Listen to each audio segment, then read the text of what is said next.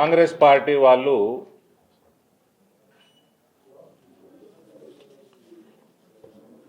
వాళ్ళకి ఇబ్బంది రాముని పేరుతోట, లేకపోతే భారతీయ జనతా పార్టీ మంచి మంచి స్కీమ్స్ తేవడము, పాత స్కీమ్స్ని స్ట్రీమ్లైన్ చేయడము,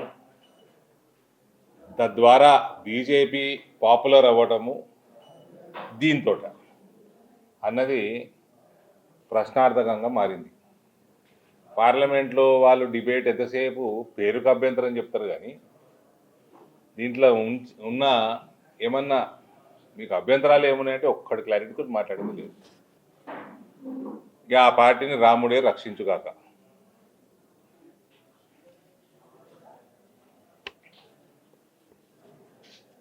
కొత్తగా ఏదైతే జీరామ్జీ స్కీమ్ మనం బిల్ పాస్ చేసుకున్నామో అది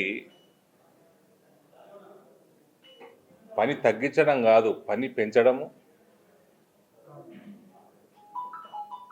నెంబర్ ఆఫ్ డేస్ పెంచడము, గ్రామానికి పనికొచ్చే పని చేయించడము, తద్వారా జరిగిన పని overall long term development of the గ్రామ పంచాయతీకి ఉపయోగపడేటట్టుగా దీన్ని ప్రణాళిక కేంద్ర ప్రభుత్వం తయారు చేసింది. ఇదివరకు ఉన్న స్కీమ్స్ మన్రేగా, అంతకుముందు ఎంప్లాయ్మెంట్ గ్యారంటీ స్కీమ్స్ ఎన్ని ఉన్నా కూడా అవన్నిటినీ స్టడీ చేసి అవకతవకలు బేరీజ్ చేసుకొని ఈ నూతనంగా ఈ బిల్లు పాస్ చేసుకోవడం జరిగింది. చాలా సైంటిఫిక్గా. ఇదివరకు అనేక కుటుంబాలు 40 నుంచి 50 రోజుల పని అందుతుండే వాళ్ళకి.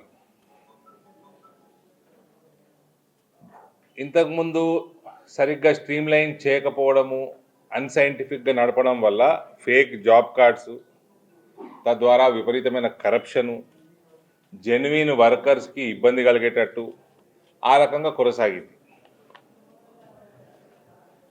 ఏదో పని చేయించాలా అని ఇక్కడ కుప్పదీసి ఇటేసుడు, మళ్ళీ ఇక్కడ కుప్పం తీసి అటేసుడు,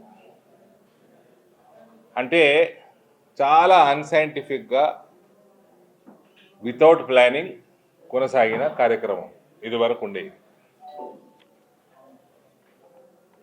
ఇప్పుడు 125 రోజులకు పెంచుతూ గ్యారంటీడ్ వర్క్ ప్రతి గ్రామీణ కుటుంబానికి 125 ఎలిజిబుల్ కుటుంబానికి 125 డేస్ మినిమం వర్క్ మనము వచ్చేటట్టు ఈ స్కీమ్ చేసుకున్నాము, పెంచినాం 25 డేస్.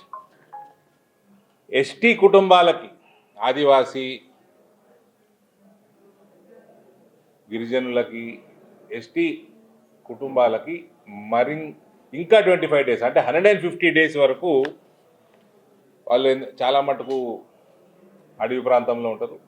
అలా 150 డేస్ గ్యారంటీడ్ వర్క్ ఈ కొత్త స్కీమ్ ద్వారా అందుతుంది.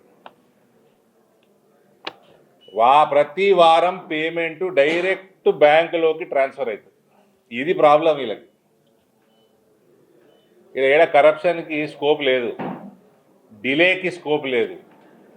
డిలే ఉంటే వాడు రావాలి, ఆ లోకల్ ఇంతకుముందు ఆ టీఆర్ఎస్ వాడు ఉండే రాక్షసులు వాళ్ళని అడుక్కోవాలి, ఎమ్మెల్యే దీవెనలు ఉంటే అప్పుడు పేమెంట్లు 15 రోజులకు, 40 రోజులకు, 50 రోజులకు అడ్డగోలుగా సిస్టమ్ ఉండే. ఇప్పుడు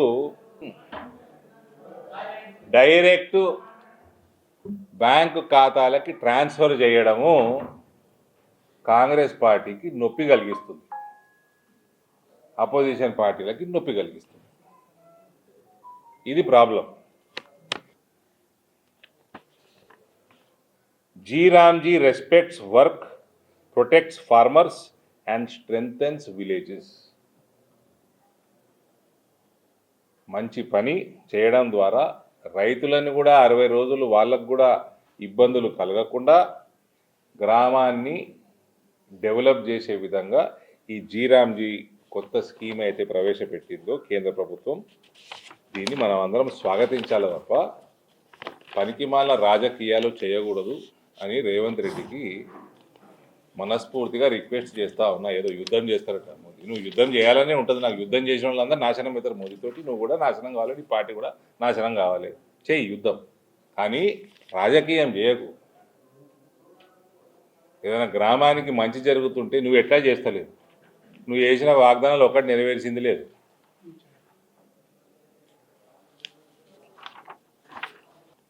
గ్రామానికి ఎట్లా మేలు జరుగుతుంది, ఎంత మేలు జరుగుతుంది, రాష్ట్ర ప్రభుత్వంకి ఒక మంచి అవకాశం ఇది. అపోజిషన్ పార్టీలకి ప్లానింగ్ మంచిగా చేసుకోండి, గ్రామానికి కనెక్ట్ అయ్యే అవకాశం లేదు. చిత్తశుద్ధి లేదు, డెవలప్మెంట్ మీద చిత్తం లేదు, మేము పని చేయము, ఎంతసేపు పైసలు మింగుడు, కరప్షన్, దీని మీద చిత్తం పెడతామంటే పోతారు, మరి ఇంటికి పోతారు. గ్రామాలల్లో లేవంగానే ఏడికి పోతున్నాం అంటే జీరామ్జీ అంటే అందరికి మంచిదే, గ్రామానికి మంచిది. రాముడి పేరు యాద చేసుకుంటే పొద్దున్నే ఏంది మీ ప్రాబ్లం ఏంది? What is your problem? మళ్ళీ నాకు తెలిసి రేవంత్ పొద్దున్నే లేచి పూజ చేసుకొని రాముడికి దండం పెడతాడు, బయటకు వచ్చి రాజకీయం చేస్తాడు రాముడి మీద. నేను ఏబీవీ పేరుని అని చెప్పుకుంటే తిరుగుతాడు, బయటకు వచ్చి ఓటు బ్యాంక్ కోసం నానా సంకలు నాగాలి. ఇది ఎందుకే వ్యక్తిత్వం అమ్మేసుకుంటేవి. ఆ కేటీఆర్ నేను చేయకపోతుంది, ఆ కేసీఆర్ నేను చేస్తలేవు, మళ్ళా మోడీ మీద యుద్ధం చేస్తున్నాడు. ఏదో డైలాగులు ఎందుకు? ఓకే, చరిత్ర సృష్టించినోడు ఇప్పుడు ఆ చరిత్రని తిరగరాయబోతున్నాడు. అబద్ధాల గోడల్ని బద్దల కొట్టి నిజాలను రాగా మీ ముందుంచబోతున్నాడు. నిజమైన వార్తల కోసం వెంటనే డౌన్లోడ్ చేసుకోండి రా యాప్ని.